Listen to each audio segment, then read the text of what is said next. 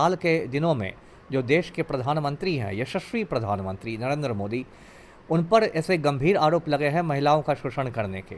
मधु किश्वर ने मोदी की जीवनी लिखी थी, मोदी नामा। उन्होंने आरोप लगाए हैं कि मोदी बहुत अय्याश व्यक्ति हैं और वो महिलाओं को टिकट देने के बदले उनका शारीरिक शोषण करते हैं, मंत्री बनाने के बदले उनका शारीरिक शोषण करते हैं। तो जब देश के प्रधानमंत्री पर ही इस तरह के आरोप लग रहा है कि वो महिलाओं का शोषण करता है, तो उस परिप्रेक्ष्य में या पप्पू यादव के बयान को देखें तो वो क्या गलत कह रहे हैं।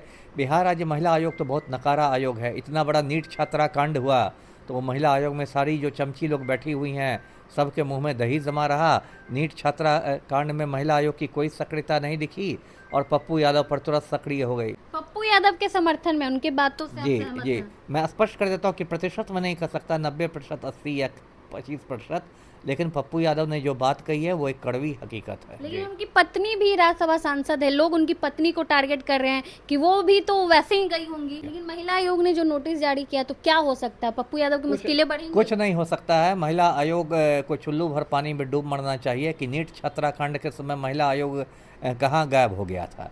जब पलटू राम नुसरत परवीन का हिजाब नोच रहे थे सीएम हाउस में 15 दिसंबर 2025 को, तब महिला आयोग कहाँ गायब हो गया था। महिला आयोग में बस भाजपा और जदयू की चमची लोग बैठी हुई हैं। ये लोग बस राजनीतिक तरीके से काम करती हैं। पूर्णिया के सांसद पप्पू यादव की मुश्किलें बढ़ गई हैं। बिहार राज्य महिला आयोग की तरफ से उन्हें नोटिस जारी किया गया है। इन्हीं सब मुद्दों पर बातचीत करने के लिए हमारे साथ पूर्व आईपीएस अमिताभ दास सर हैं। कैसे देखते हैं सर, पप्पू यादव ने जो बयान दिया था कि 90% महिलाएं जो हैं राजनीति में जो है बिस्तर पे जाके आगे बढ़ती हैं, इसको लेकर उन्हें नोटिस जारी हुआ है? देखिए, पप्पू यादव, दर्शक जानते हैं, पूर्णिया के निर्दलीय सांसद हैं, बहुत सीनियर एमपी हैं। मुझे लगता है 6ठी बार वो एमपी बने हैं। उनकी पत्नी जो रंजीत रंजन है वो भी राज्यसभा एमपी हैं, कांग्रेस की हैं। और पप्पू यादव के इस बयान के भी चारों तरफ चर्चा है। उन्होंने कहा कि राजनीति में जो महिलाएं आती हैं आगे बढ़ने के लिए, उसमें 90% महिलाओं को नेताओं के बेडरूम से होकर गुजरना पड़ता है। दूसरे शब्दों में कहें कि उनका कहना है कि राजनीति में जो महिलाएं हैं 90% का शारीरिक शोषण होता है। तो अब मैं प्रतिशत की बात तो नहीं जानता कि 90% है, 80% है, 70% है, ये मैं नहीं कह सकता। लेकिन ये जो बात शारीरिक शोषण की बात कही है पप्पू यादव ने, ये तो एक कड़वी हकीकत है। कड़वी है बात ज़रूर, लेकिन एक सच्चाई भी है। और सिर्फ वहीं पर क्यों, सिर्फ राजनीति में ही क्यों, है ना, हर जगह महिलाओं का शोषण होता है। फिल्म लाइन में नहीं होता है, फिल्म लाइन में भी होता है। छोटे छोटे शहर से लड़कियां जाती हैं, बड़े बड़े सपने लेके बम्बई जाती हैं हीरोइन बनने के लिए, फिल्मों में काम लेने के लिए। और बड़े बड़े जो निर्माता होते हैं, प्रोड्यूसर्स होते हैं, वो उनका शारीरिक शोषण करते हैं, है ना। या आपको जो मतलब ईंट भट्टे पर गरीब महिला मजदूर काम करती हैं, उनका ईंट भट्टे के जो लोग ठेकेदार होते हैं, दबंग लोग, वो शोषण करते हैं। निजी कंपनियों में शोषण होता है ना। और तो और हॉलीवुड जो अमेरिकन फिल्म उद्योग है, वहाँ शोषण होता है।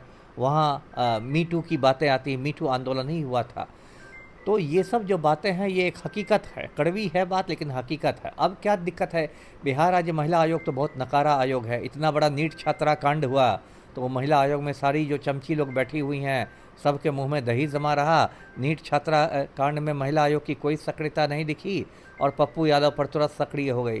तो महिला आयोग में तो सिर्फ पॉलिटिक्स होता है और कुछ होता नहीं है, तो उसका कोई मतलब नहीं है और उससे कोई सेहत पर असर भी नहीं पड़ने वाला है पप्पू यादव के। और देखिए, जो पप्पू यादव ने कहा, यदि हम ये संदर्भ देखें कि हाल के दिनों में जो देश के प्रधानमंत्री हैं, यशस्वी प्रधानमंत्री नरेंद्र मोदी, उन पर ऐसे गंभीर आरोप लगे हैं महिलाओं का शोषण करने के। जो श्रीमती शायद नहीं है, सुश्री मधु किश्वर जो हैं, मधु किश्वर ने मोदी की जीवनी लिखी थी, मोदी नामा। उन्होंने आरोप लगाए हैं कि मोदी बहुत अय्याश व्यक्ति हैं और वो महिलाओं को टिकट देने के बदले उनका शारीरिक शोषण करते हैं, मंत्री बनाने के बदले उनका शारीरिक शोषण करते हैं। ऐसे ही इल्ज़ाम आपको इन्होंने लगाए हैं। डॉक्टर सुब्रमण्यम स्वामी ने, जो पूर्व केंद्रीय मंत्री हैं, बहुत बड़े नेता हैं देश के, उन्होंने कहा कि मैं 4-5 महिला सांसदों को व्यक्तिगत रूप से जानता हूं, जिन सांसदों को टिकट लेने के बदले मोदी के साथ सोना पड़ा।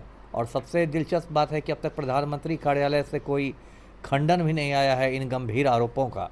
तो जब देश के प्रधानमंत्री पर ही इस तरह के आरोप लग रहा है कि वो महिलाओं का शोषण करता है, तो उस परिप्रेक्ष्य में या पप्पू यादव के बयान को देखें तो वो क्या गलत कह रहे हैं। जी लेकिन भाजपा वाले तो ये कहते हैं कि मोदी जी ने तो देश की सेवा के लिए अपनी पत्नी को छोड़ दिया, उनका कैसे किसी औरत के साथ नाम जोड़ा जा सकता नहीं है? नहीं, देश की सेवा के लिए नहीं छोड़ा, मोदी ने अय्याशी करने के लिए अपनी पत्नी को छोड़ा है ना। यदि देश सेवा करनी थी तो उनको शादी ही नहीं करनी चाहिए थी। जिस जसोदाबेन के साथ मोदी जी ने अग्नि को साक्षी मानकर 7 फेरे लिए, अब वो जसोदाबेन पीएम हाउस में घुस नहीं सकती है। पीएम हाउस में कंगना रनौत जा सकती है, स्मृति ईरानी जा सकती है, लेकिन जसोदाबेन नहीं जा सकती है। और मोदी जी तो इतने बड़े अय्याश हैं कि उनका नाम एप्स्टीन फाइल में आ चुका है। पूरी दुनिया जानती है कि मोदी ने एप्स्टीन के टापू पर जाके लड़कियों के साथ अय्याशी की थी। और भाजपा का तो पूरा चाल चरित्र और चेहरा ही महिला विरोधी है। उसमें एक ब्रजभूषण शरण सिंह है, पूर्व सांसद हुआ करता था, बहुत बड़ा गुंडा है। जब वो भारतीय कुश्ती महासंघ का अध्यक्ष हुआ करता था तो महिला पहलवानों के साथ गुंडई करता था। और भी भाजपा में बहुत सारे नेता हैं।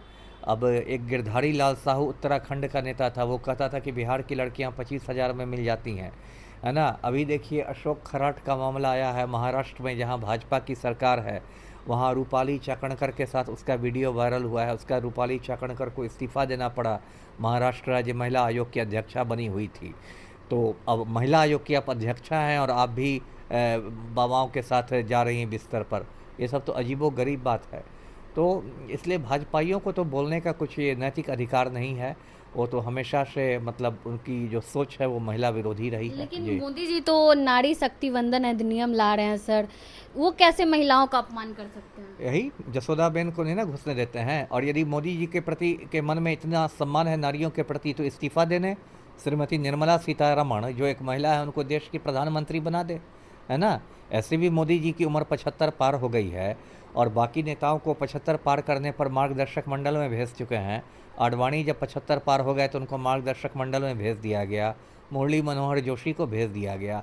तो मोदी जी को भी अब मार्गदर्शक मंडल में जाके आराम करना चाहिए और श्रीमती निर्मला सीतारमण जो कि एक महिला है उनको देश की प्रधानमंत्री बनवाना चाहिए। जी पप्पू यादव के समर्थन में उनकी बातों से आप जी सहमत जी, हैं? मैं स्पष्ट कर देता हूँ कि प्रतिशत में नहीं कह सकता 90%, 80 या 25%, लेकिन पप्पू यादव ने जो बात कही है वो एक कड़वी हकीकत है। लेकिन जी उनकी पत्नी भी राज्यसभा सांसद है, लोग उनकी पत्नी को टारगेट कर रहे हैं कि वो भी तो वैसे ही गई होंगी। नहीं नहीं, ये तो देखिए व्यक्तिगत हमला हो गया। पहली बात कि पप्पू यादव ने 100% महिलाओं पर नहीं कहा था, 90% पर कहा था, तो 10% को तो उन्होंने भी छोड़ दिया है। इसलिए ये नहीं कहना कि सब वैसे ही गई होंगी। तो ये तो पप्पू यादव पर एक तरह से व्यक्तिगत हमला है जो कि बैड टेस्ट में ऐसा नहीं होना चाहिए। लेकिन पप्पू यादव ने जो बात कही है वो एक कड़वी हकीकत है और इस पर देश में एक स्वस्थ बहस होनी चाहिए। लेकिन महिला आयोग ने जो नोटिस जारी किया तो क्या हो सकता है? पप्पू यादव की मुश्किलें बढ़ेंगी? कुछ नहीं हो सकता है। महिला आयोग को चुल्लू भर पानी में डूब मरना चाहिए कि नीट छात्राकांड के समय महिला आयोग कहाँ गायब हो गया था।